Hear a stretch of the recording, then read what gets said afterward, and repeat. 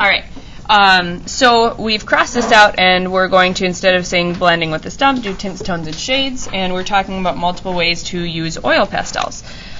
So tints, tones, and shades, I want you to think about creating a full value scale from light to mid-tones to darks. And that's important to know how to do because if you remember the pieces we looked at on the PowerPoint, full range of values equals a really dynamic, interesting looking piece. So I'm just going to choose a color. I'll pick green, and then I'm going to take white oil pastel and a black oil pastel. And I'm going to create a value scale here, just getting used to how my oil pastels feel. I'm going to color with white up here, and then let off the pressure about here. And then I'll really lightly add green, and then start pressing down a little harder once I get to the middle. We want to create a smooth and even transition of values. I'll press green a little bit harder here, and I'll press black, loosen up my pressure a little bit, and then maybe I'll take my green again and then go over that a little bit more.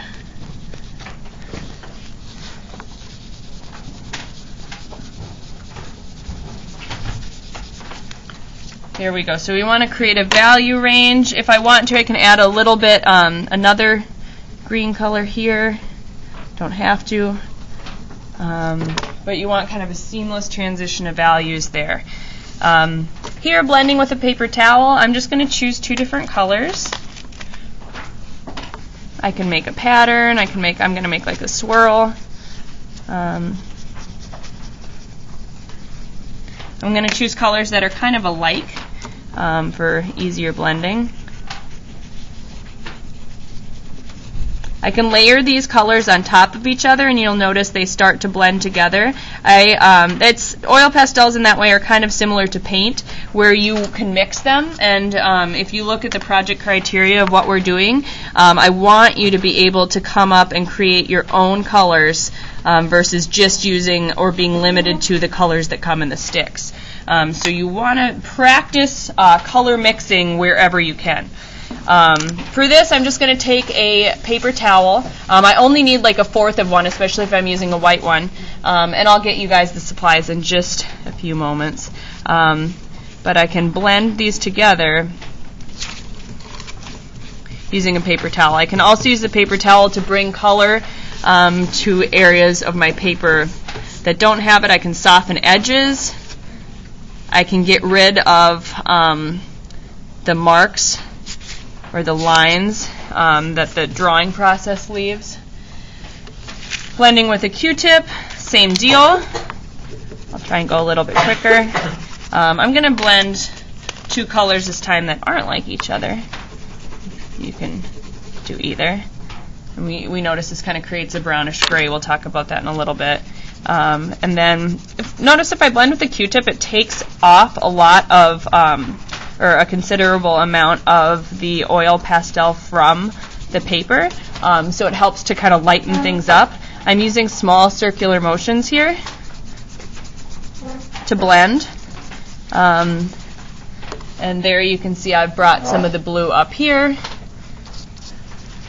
brought it down, eliminated some of that mark making, and made my whole thing a little bit lighter. With the Q-tips, please use both sides, and then you don't have to save them forever, but at least use two sides of the Q-tip so that we don't run out.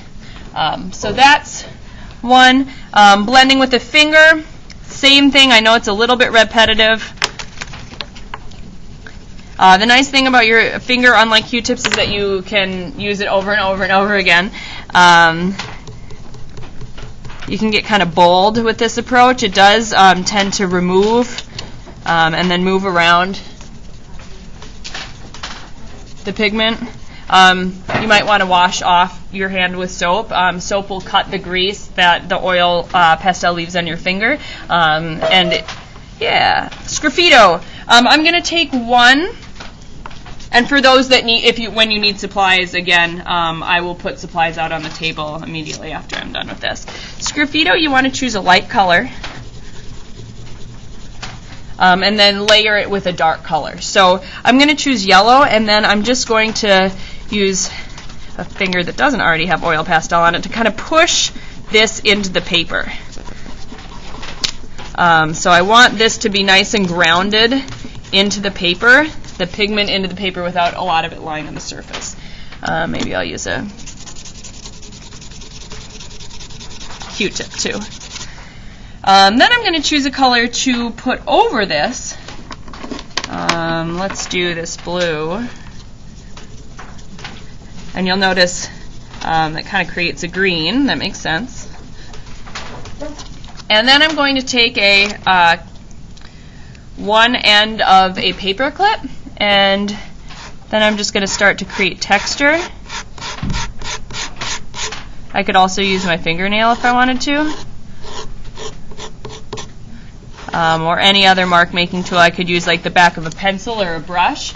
But as you can see, that lighter color shows through. This is kind of a neat technique if you like. It's like make your own scratch board, sort of. So you can utilize this for small detail. Sometimes people do this for eyelashes or to show movement on the contour of people's faces. Layering multiple colors here, I just want you to experiment with blending to see how many new colors you can get. Play with overlapping light colors here, so I made like a red-orange. And then focus on creating new colors. See what happens if you take colors that are further apart from each other on the color wheel. These ones are all right next to each other. We're creating an analogous pairing.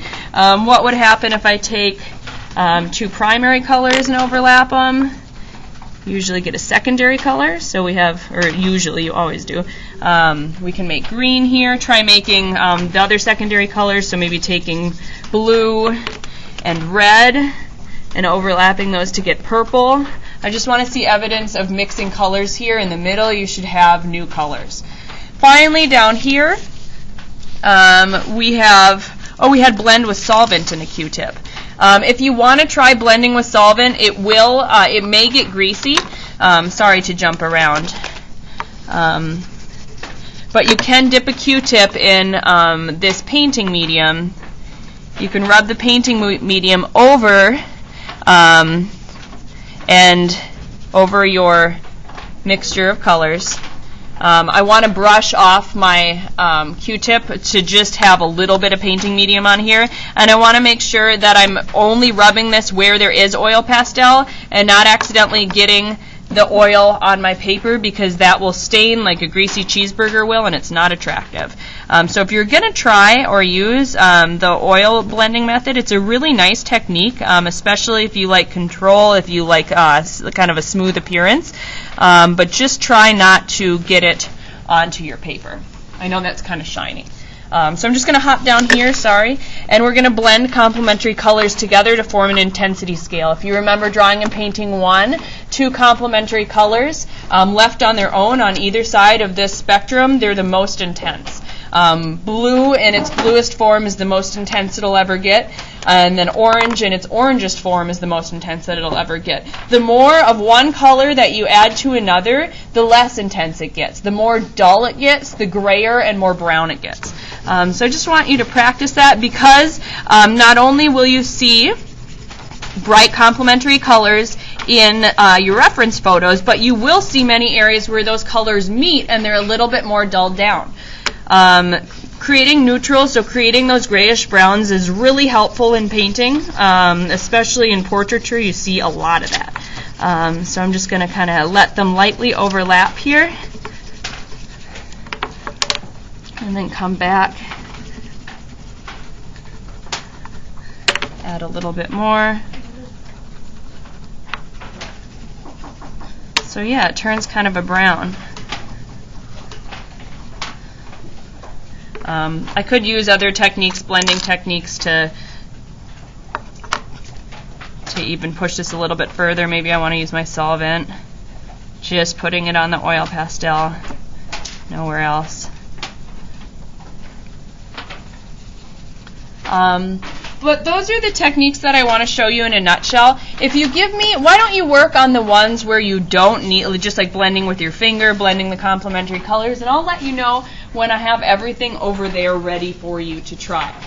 We're going to do this for about the next, 10 or so minutes. It looks like a lot of you have it down. I just need to get the supplies out. Then I'll ask you to put everything away. If you need to finish up, that's fine. But then we'll start gridding our drawing.